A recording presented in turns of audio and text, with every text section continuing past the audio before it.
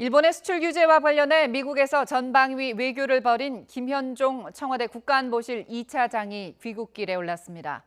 미국이 한일 중재에 나설지 관심이 쏠리는 가운데 한미일 세 나라 3자 협의는 당분간 어려울 것이란 관측이 나오고 있습니다. 취재 기자 연결합니다. 박철원 기자. 네, 국제부입니다. 네, 우리 정부가 일본의 수출 규제 조치에 대한 대미 외교 총력전을 펼쳤는데 어떤 성과가 좀 있었습니까? 네, 워싱턴을 방문한 김현종 청와대 국가안보실 2차장은 3박 4일간의 대미 외교전을 마치고 귀국길에 올랐습니다. 약 1시간쯤 뒤에는 인천 영종도 공항에 도착할 예정인데요. 김 차장은 이번 방미 기간 일본이 취한 경제 보복 조치의 부당성을 알리고 우리 정부 입장을 전하는 데 주력했습니다. 멀베이니 백악관 비서실장 대행과 통상정책수장인 라이트 하이저 미 무역대표부 대표를 만났습니다. 그리고 상하원 의원들을 비롯해 미국 측 인사들과 전방위로 접촉했습니다. 김 차장은 일본의 수출 규제에 따른 한일 갈등이 한미일 공조에 도움이 되지 않는다는데 미국이 크게 공감했다고 밝혔습니다. 한미일 대화 재개 가능성에 대해서는 현재로선 기미가 보이지 않는다고 말했습니다.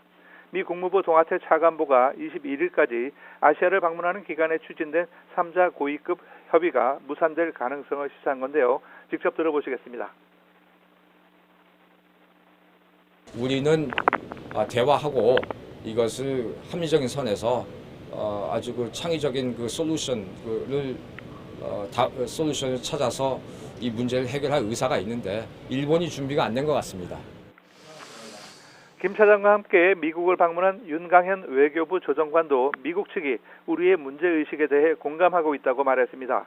다만 중재 여부에 대해서는 선뜻 입장을 내놓지는 않았다고 전했는데요.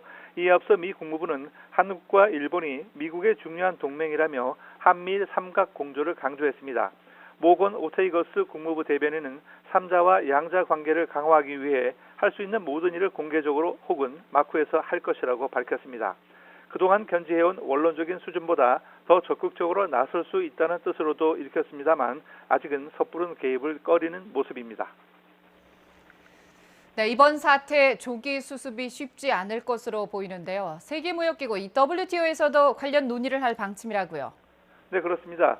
세계무역기구 WTO가 오는 23일부터 이틀간 스위스 제네바에서 열리는 일반 이사회에서 일본의 수출 규제 문제를 논의할 것으로 알려졌습니다.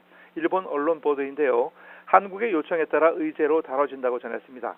백지아 주 제네바 대사가 연설에 나서 일본의 이번 조치의 근거를 밝힐 것을 촉구하고 조치 철회를 강조할 것으로 내다봤습니다. 이에 일본은 안보를 위한 수출 관리 제도의 적절한 운용이라는 기존 입장과 함께 정당성을 주장할 것으로 보입니다. 일반 이사회는 WTO에 가입한 160여 개 국가와 지역의 대사급이 참가하는 자리입니다. 미국과 유럽연합 등 제3자도 발언권이 있는데 이번 사안에 대해 어떤 입장을 내놓을지 주목됩니다. 지금까지 국제부에서 YTN 박철원입니다.